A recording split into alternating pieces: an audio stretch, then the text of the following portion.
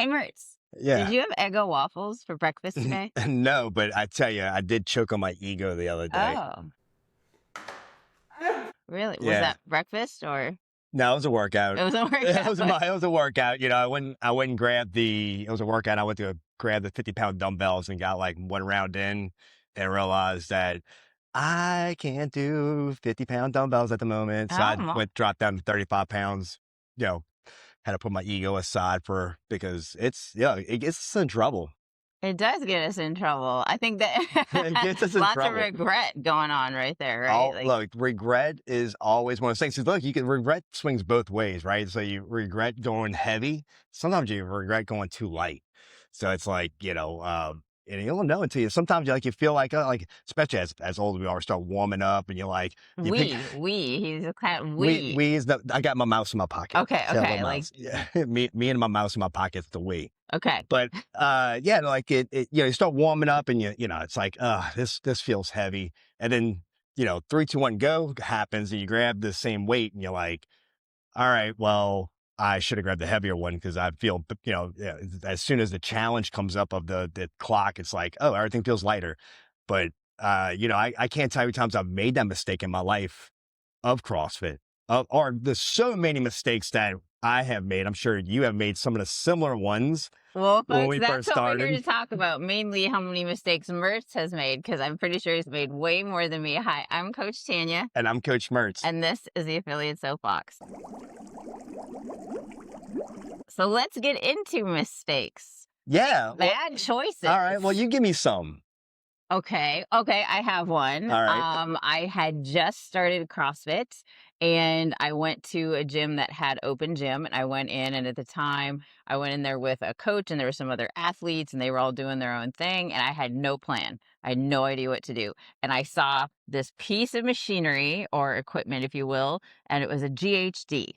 Right. Oh, okay. And I had seen in a few other, my first classes just off to the side, athletes doing these sit-ups on this GHD machine. And I thought, well, I have no idea what to do. I don't even know what most of these people are doing. So I went over to that GHD machine and I did, over a very short period of time, 5 sets of 10 GHD sit-ups. And never touched it before. And I never touched it again. Did you get rhabdo? Oh God, I did not get rhabdo, but I could not move. Like getting out of bed for basically the next 4 days, I had to roll myself like some sort of burrito or taco to the end of the bed. Good morning, world.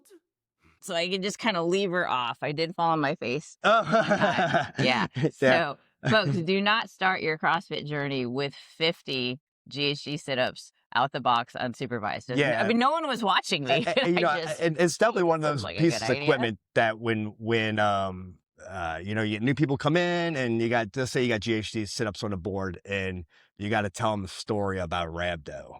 You got to tell them a story about rhabdo because that sets up, look, it's not there to scare them, but you are kind of there to scare them, right? Because rhabdo's a real thing. It can be too, especially if you're, working out. If you're a beginner, it can be a problem. It's actually been proven to be more of an issue for athletes that are at the mid-level to higher range. Yeah. Some of that is because you're not paying as much attention to what you're doing. Now you're experienced, so you've got a little bit less mindfulness going on as you go throughout your day. But yeah, it can be an issue, especially in high heat environments, right? Yeah. And that exertion, and then you make really bad decisions, which we could go into. We're going to talk about a lot of some more bad decisions. So talking about the GHD sit-up in rhabdo, I remember, I'm repping Metairie CrossFit today on the shirt because that's where I learned a lot of these stupid lessons at. You are really old in CrossFit years, like really old. And the story that the coach told me, that I tell a lot of people, again, going back to the new people that intrigued about the GHD sit-up, this is a story I was told was, there was a guy that had like the world record for sit-ups, like I don't know what it was. It could have been, 10 minutes of how many sit-ups can you do? And he did like 1,000. Okay. A crazy amount of sit-ups. And the guy is attrition for sit-ups, normal laying on the ground, doing sit-ups. And there was a competition, setting somewhere and they had a GHD, some vendor had a GHD was doing, how many GHD sit-ups can you do in a minute? I don't know what it was. I can't remember any details outside of that. But anyway, this world record holder sit-up man got on a GHD sit-up, never done GHD sit-ups before, and he got rhabdo. He got rhabdo because, and going back to it, like you were saying, he was an advanced sit-up athlete, so to say, but never done that movement before in that range of motion. And so he had the engine, yeah, and he had some knowledge going into it. No one was coaching him or saying, "Hey, this might not be a good idea." Cueing him down. You might not have as a coach not realizing his history. You got to say this is what 15 to 20 years ago. I mean, it was here's a GHD sit-up. Have at it, right, you know? So we learned our lessons. What's the most dangerous piece of equipment in CrossFit? GHD sit-up. The GHD machine. GHD sit-up. The GHD sit-up. You know, I tell you, and also with that, talking about some bad experiences that I've had, like some other athlete mistakes that I've made was, you know, we all make the same. Look, every single new person makes this mistake coming into CrossFit, and it's coming out too fast. I could suddenly run very fast. Okay, yeah. So you 3, 2, 1, go, and you come out at a sprint pace, and all of a sudden it's a 30-minute workout. Yeah, you're completely burned. Yeah, absolutely. Yeah, that happens all the time, and I've seen that happen to a lot of people, and it's happened to me early on. It takes a few. It takes a few beatings of that before you realize, you know, CrossFit is a pacing game. You know, it really is a pacing game. Well, the stimulus, that time domain changes with every workout, so you know, what you put into it, that intensity needs to change as well. If you want to make it through the whole workout or do your best in those shorter time domains. Absolutely. Oh yeah, that coming out too fast. So look, this is really a podcast through our mistakes to teach you guys don't make the same mistakes. Mostly Mertz's mistakes. You look at the long list. What about like other movements? Like I tell you, like when you're learning how to do, let's say kipping pull-ups, and then this has happened to me. Learn how to do, I could do a decent amount of kipping pull-ups. I want to learn how to butterfly, and this tends to happen. Did you hit your chin? No, falling off the bar. Oh. Look, when you do any kind of kipping movements on the rig, be it toes to bar, kipping pull-ups, butterfly pull-ups, that move, look, it's when your hands come off that bar and your back hits that ground and you lose all the wind and all the air in your stomach.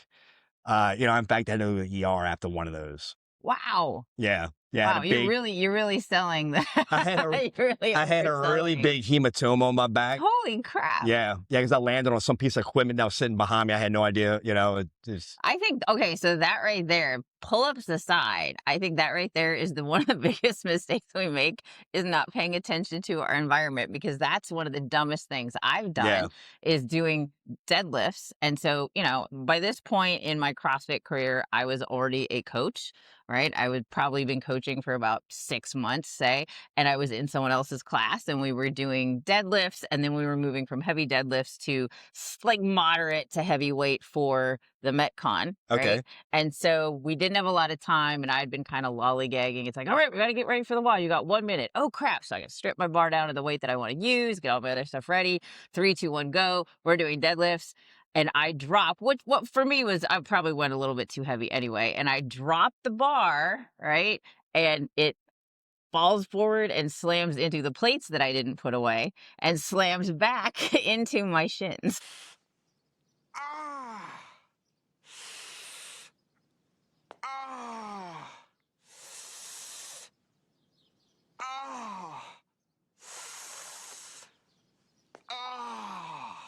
Yeah, bloody? Bloody. Oh, bloody. There was actually okay. a doctor, a physician in that class with me who came over. He's like, wow, you're really lucky you didn't just smash a bone or break a bone, because he watched it happen. I mean, the bumper plate bounce, boom, boom.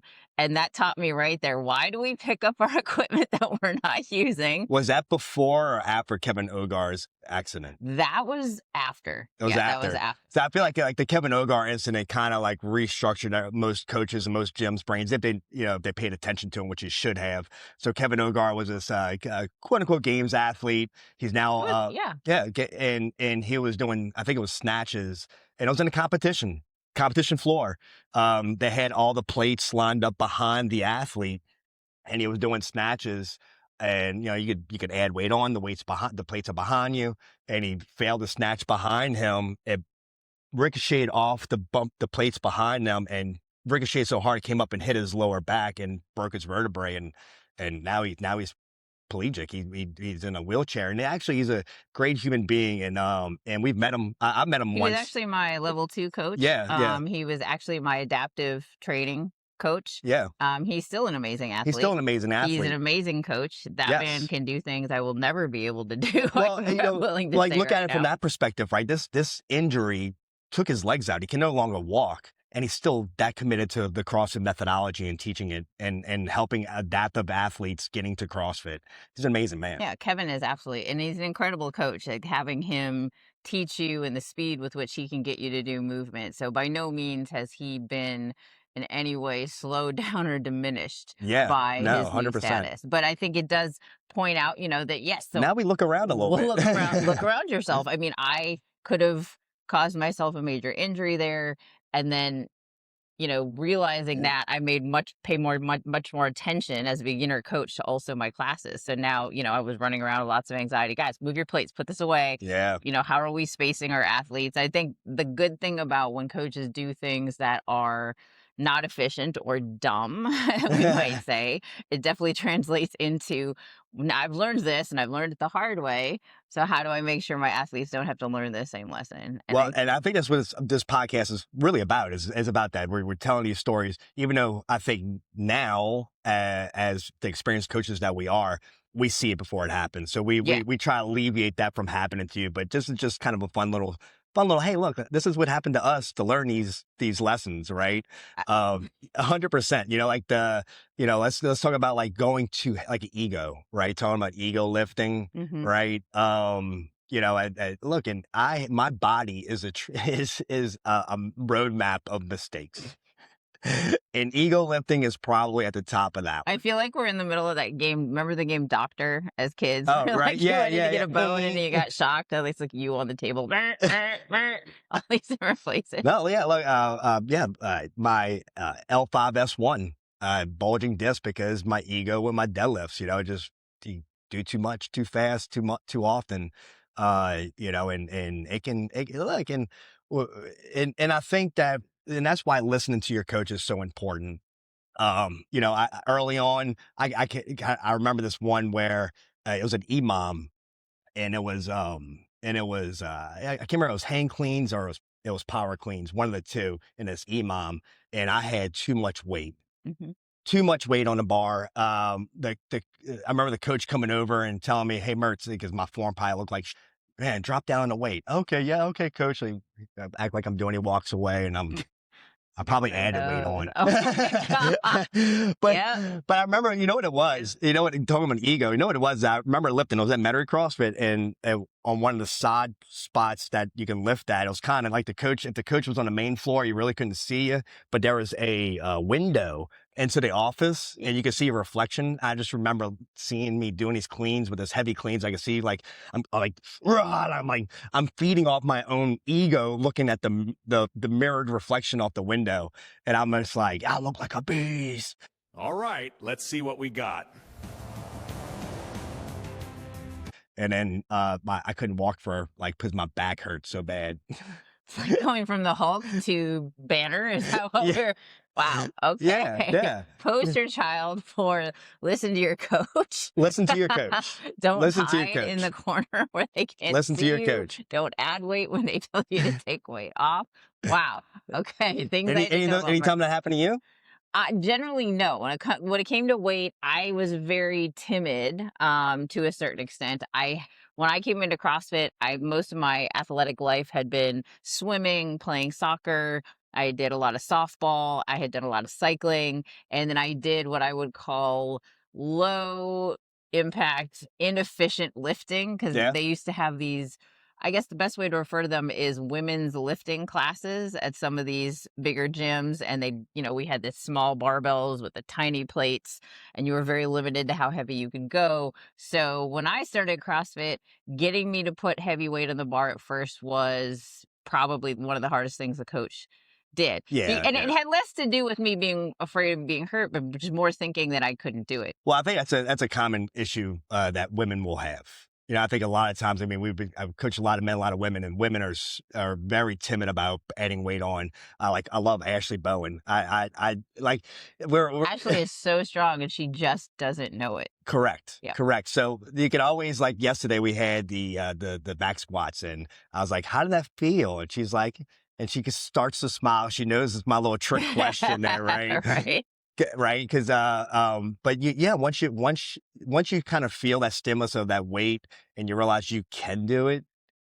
It's absolutely great. So now I definitely, probably I'll at times make bigger jumps in load than I probably should, but I never to the extent where a coach is going to see me and be like, that's a bad plan. If I have a coach tell me that's a bad idea, I have, I'm going to say this without trying to insult you, more sense than you, but there's Yeah. no way to say that.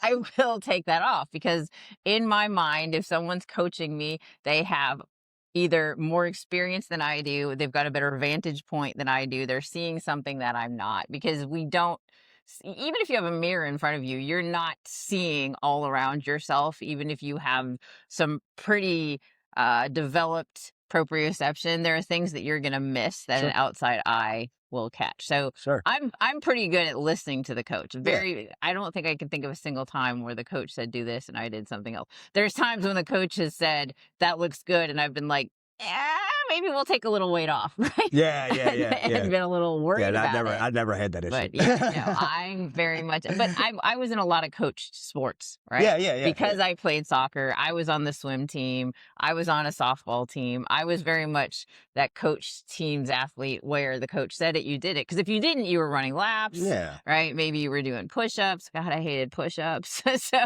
Oh.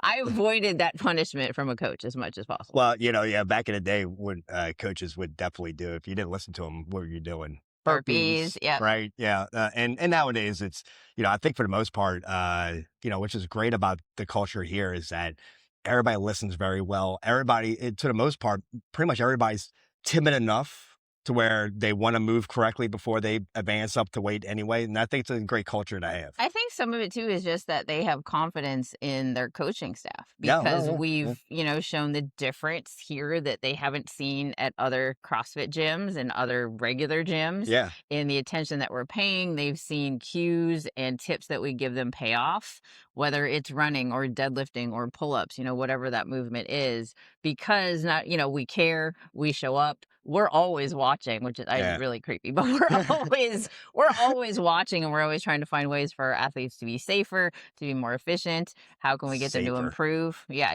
Yeah, you said safer, and I went to another story of mine because Stories. for me, my how can I say it? I'm intrigued to see what I can do sometimes, and what I mean by that is like I I remember this. understand that. Like sometimes I'm like, hey, I want to try this, I want to try that, and I remember one time, and sometimes my brain is dead, and I just do without even No thinking. comment. Right? Mhm. And I remember I was coaching competitives class, and the rings, the rings hung pretty low, and I had the PVC pipe in my hand, and I'm kind of waiting for the competitor athletes to kind of come in and go over the whiteboard briefing, and everybody's kind of talking, and I just go brain dead for a moment. I'm like, oh, there's rings ahead of me. Oh, I got a PVC pipe in my head. Let me put the ring in this the PVC pipe in this side of the ring. All right, put it on that side of the ring. All right, and kind of hang from a little bit.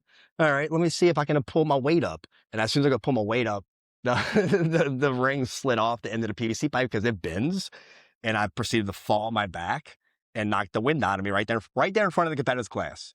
Can I just ask, because I think we're all wondering, with the availability of said rings, and because you're probably at a rig that had lots of pull-up bars, what precisely went through your head saying, instead of all of this equipment that's meant for pulling I was myself trying to come up with a new way to do CrossFit. I don't know.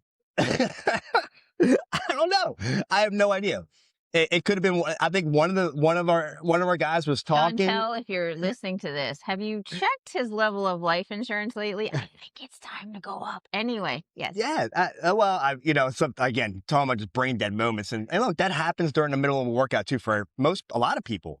a lot of people. Well, it happens even, let's talk about a brain dead thing. So it wasn't in the middle of a workout. It was actually in the middle of a skill piece. Okay. Okay. And we were doing box jumps and you were trying to find your max height box jump. And I will say that I was a little high, if you will, on the fact that I had just reached some heights I'd never jumped on before because again, as an athlete where jumping wasn't necessarily something that had been in my portfolio up until joining CrossFit, high height jumping was not something that I was super comfortable with. And so previous to this day, I had maybe jumped on a 20-inch box a couple of times. And that day I had done the 20-inch box. They flipped it. I did the 24-inch box. I was like, oh, this is amazing. I'm doing fantastic. And then the athlete I was partnered with, because we were all working in teams, she put on a plate. It was a 45-pound plate. And I was like, oh, I don't know. I shouldn't do it. So from Like, from 24 to the 4 to 28, essentially. Okay. What about, that's a about decent little 4 height. inch, right? Yeah. And here's the thing, I made it. All right, I Oh, made good, it. And yeah. I was like, I am invincible. And so then they were like, yeah, we're going to do higher. I'm like, yeah, we're going to do higher. And they stacked another plate. And right there, that second, everything I'd done for every other jump that I'd accomplished in that session, like the nice hip hinge, keeping my eyes on where I'm jumping, paying attention, totally out the window. I jumped, completely missed it because I was too excited, went without setting up, making sure I was ready. And whoosh, I had marks because this was not, see, folks, here we have these nice padded edges on our boxes. We didn't have that at this gym. So I fell down in this direction. I had tracks going up my arms on both the inside, both arms. I had it going down my legs. I mean, it was, if I'd have gone to the doctor or a hospital, they'd been like, what in the, like I got ran over by like a tiny little car on each part of my limb. And there was bruises. I was bleeding in places. Something in my head, I went Mertz. That's the new term. I suddenly went Mertz for a few seconds and just went for it. Well, you don't know until you try. And then, to a certain extent, yes. But I still, again. That's my motto. You don't know until you try. Good God. There was too much energy and adrenaline in my brain. I didn't slow myself down. The coach wasn't watching me. And I'm like, I think looking back, and I have not attempted that height since, and I think looking back that I probably could have and could still jump to that height, but there's the trauma, there's the fear. And again, the coach wasn't looking. And so I think as a coach myself, if I saw someone attempting a height that was, much higher than they'd previously done, I would say, okay, let's take a sec, deep breath, calm down, let's set up, and then let's do the jump. Yeah. Right? Because it was ridiculous. It was silly again. And I'm looking back knowing that I probably could have made it, or at least not failed so badly if someone had slowed me down and said, do it the right way this time. Yeah. Box jumps are one of those things. I think so many people have fears of it. Mm-hmm. A lot of people have fears of jumping high onto an object. It's nice. Look, these boxes are nice with the rubber ends. I definitely have gone to gotten stitches.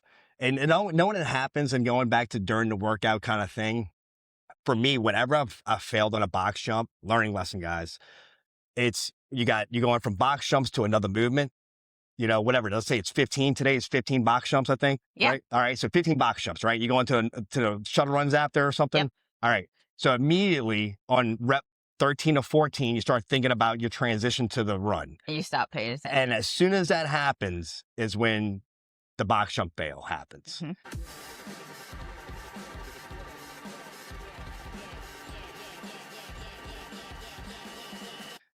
And so have your mind on every jump that you do, even to the last one. Exactly. last one rep, you should be paying attention. Pay attention to landing nice and soft on top of that box. And because these are nice. I've definitely seen this while being here in this year, seen this little rubber coating save some shins from people. Absolutely. And it was Yoda said, and I'm paraphrasing here, keep your mind where you are and what you're doing, not in Cloud City, right? No. Where your friends are or what else is going around. Look at what you're doing. Pay attention to what you've got going. If you need to be somewhere later, be there later. but keep your Yeah. brain on what you're doing at the moment. Yeah. Looking too far ahead gets us in trouble in a lot of things, especially in that workout. Yeah, Right. and what's another one here? Like you start bargaining with yourself during the middle of the workout. It's hard. It's gritty. Let's say it's a gritty workout, and you're like, I'm gonna, you're working out by yourself. This always happens if you're doing it by yourself. Now, obviously, if you're working out with other people, in a class setting, you don't really bargain with yourself a whole lot. It probably doesn't happen a whole lot. Maybe here and there. I do it in my head. I bargain with Okay, myself quite tell me a bit. something. Tell me a little bit. So I will push. Sometimes it's a way to push myself because I'm thinking, okay, I'm in the middle of like the 4th round and I've just got to get through the end of the 5th round of whatever the workout is. So I'm like, okay, just get through. You've got 3 minutes left on the clock. You probably won't get back to the box jumps, or you probably won't get back to the row. So let's just hit it really hard this time. Then you just got to do these other movements and you're probably done. You're probably not going to get there. And part of my brain accepts that, right? And so I'll push a little harder. And the other part of my brain is going, you're totally getting back to that row. but so I'm bargaining with myself. If you just push a little bit harder, or, this is your second to last round, just get through this and you only got one to go. So there's a little bit, I think, of productive bargaining That could be productive. that goes on in my head. Yeah, I think for me, when it comes to bargaining, I'm usually bargaining with my my inner monologue. What I mean by that is like my inner monologue start telling me, man, just slow down, you're dying, or you're out on a run. And this one is I'll remember this one. It was a workout. I can't even tell you what the workout was. I just remember having running at towards the end of this workout, and I'm running, and I'm just like, I hope a car just comes over and just drives me over. Like I just want to, like, I'm so just done with this workout. Just take me off my feet and alleviate me of this pain. And then as soon as I hear that inner monologue kind of happen, I'm like, shut up. Yeah. Just finish the run. And then that's, well, okay. Because I tell you, I think we need to invite Natalie back on the show. We're going to need a little bit of therapy on this. Going back, I remember one of my original coaches, you met Mike.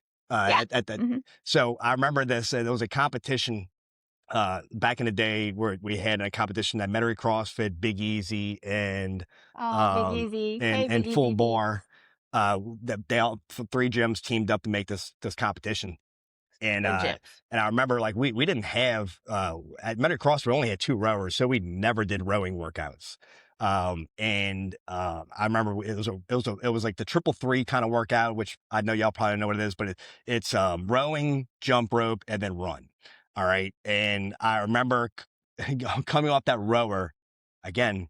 I was not efficient at the row. I just pulled as hard as I could to finish the calories as fast as I could. Don't do that. And I came off the row, and I did scale too. So it was single unders, and I went to go do I could not do a single under. Like my legs were hurting so bad from that row. And I'm sitting there trying to jump with trying to do jump rope. And I came up leaving marks. I came off the rope first. I'm demolishing everybody. And then like 2 people beat me off the jump rope. I'm like, I cannot jump. And then I get out and finally finish the jump rope. I get on the run, and I could barely feel my legs. And I remember the Coach Mike was out on the street navigating people where to go. And he could see I'm a pretty good runner. He see I'm dying here. He's like, Mertz, come on, run faster. And I'm like, Coach, I can't feel my legs. He goes, you ain't got to feel your legs to run. And I tell you what, I started running faster because my mind was saying that to me. Your legs are dead. Just go.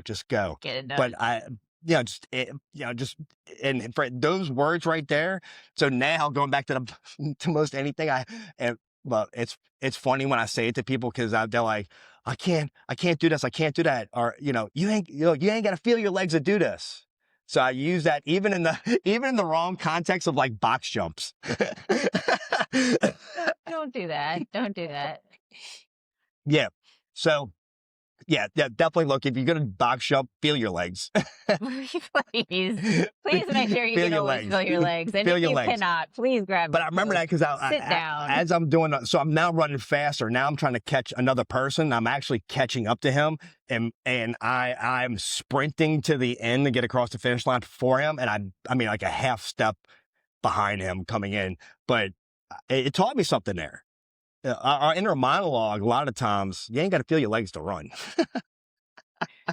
A whole nother argument. We can have a whole different podcast about that. No, but I think too, yes, what the things we tell ourselves that we can't do Yeah. oftentimes is what we end up not being able to do. The things we tell ourselves we can do, definitely have a coach around, to make Yeah. sure you can do that. You should not jump from a 200-pound deadlift to a 400-pound deadlift. That's something you can do later, right? We can work up to that weight, but absolutely, your mental state, how you talk to yourself, will definitely limit what you're able to do. Yeah. I had that issue a lot when I first, like I said, when I first came to CrossFit. I was timid with weight. I was timid with the jumping. I was timid with a lot of different movements, inversions.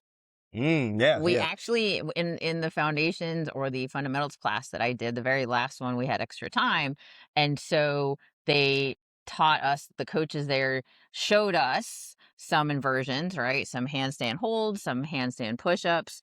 And I was absolutely horrified. I'm like, why would I need to be upside down? I'm not going upside down. I can't be upside down. I'm just going to hit my head. Yeah. And of course, so when I tried to kick up, I hit my head because I kept thinking, I'm going to hit my head. I'm going to hit my Yeah. head.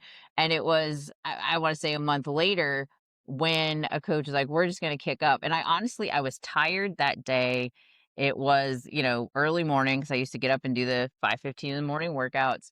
And I don't know what my initial thought was. They said kick up. And I was too tired to be afraid. I wasn't really thinking about it. I'm like, whatever, I'll just do it and it'll be over. I kicked up and I was there and I was holding myself up, and I looked around and I was like, I didn't have time to tell myself I couldn't do it. Yeah. Yeah. And this was definitely something where I was coming into it athletic enough. It wasn't that I didn't have any upper body strength. I did. And so it wasn't something where I was incapable of it physically, just mentally I was afraid. And when I was too tired, I couldn't be scared. No. So I Yeah. kicked up. Well, one of the things is, if somebody says, "Don't think about an elephant," What are you looking at? what are you gonna think about? Oh, elephant all day. And it's the Pink same. one. And like people who go Pom-pom. snow skiing, right? As soon like the idea is when you're snow skiing, you don't think about trees because you don't want to say don't hit the tree because inevitably it happens. You're gonna end up hitting the tree. And that's the same thing what happens during a workout. Don't have anything don't have the worst case scenario kind of hit your brain, because that's what's going to happen. That's what's going to happen. And talking about like kick-ups is not a lesson that I learned, but I learned as a coach. Talking about kick-ups. I remember there was this athlete. He could put a decent amount of weight over his head. So we're doing handstand push-ups one day, and he's very new at doing handstand push-ups, so to say. But I just assumed that he could kick up to the wall and support himself over his head because, look, I've seen him, he's had 135 What pounds. happens when we assume, folks? 135 pounds over his head. So I'm like, he should be fine, right? No, his proprioception on that was way off. He went to go kick up to a handstand on the wall and immediately just fell onto his head and sprained his neck really bad. Like he couldn't, for like a week, his neck was bothering him. So I learned as a coach that day, always teach the kick up. Test it, and I think that's something as well that, we don't assume that anybody can do anything. Don't assume that anybody can do anything. And there's ways to test whether you have, first off, the proprioception, the strength, the stability in your shoulders, the basic idea of what you need to do, because it's not the same as another press, right? Yeah. Because you've got a little bit of dynamic motion going into that kick up. It's a different angle that you're coming up at. It's not a press. So you have to know as a coach and look as a coach, has this athlete done this before? We're going to go through some steps, right? So let's start with a plank. Let's go into a downward dog. If you can't hold yourself up in a downward dog position, Yeah, yeah. we probably shouldn't kick up. And that's maybe something something you should have. I'm going to say, wait, I wasn't there. Definitely something Well, you should you know, you just, I think what happens there is that, you know, you got a class going, you got your lesson plan written out. You know, the people that can't do it automatically for the most part. So it's like, okay, we're gonna do kicks. I know y'all can't do this, so I want y'all to do pike push-ups or something like that, right? While we're doing the wall work. And it's just one of those things where you look, everybody kicking up the wall, with the exception of one person you've seen get up on a wall before, but you also seen this guy put 155 pounds over his head. So I was like, oh, he should be able to kick up. No, and it was like, it was a shocking moment. And the lesson there is really, even as coaches, sometimes, you know, as we're getting our experience, sometimes that happens to another athlete. Well, and I try to learn it myself. I'd hurt myself in learning, but let's talk about near misses. And what I learned as a coach is some things you think might not need to be said. And one was just unloading a barbell, right? So we had a line of squat racks, 3 in a row. Unloading in the barbell. I know where this is going. There were heavy squats. And one athlete got done early. And this was an experienced athlete. This athlete had been doing CrossFit before I had been doing CrossFit, way before I had coached CrossFit.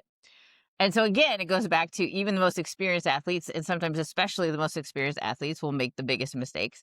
And so this person was in the middle squat rack, people on either side, and they completely unloaded. I don't remember what that back squat was, but it was definitely around the 300 range.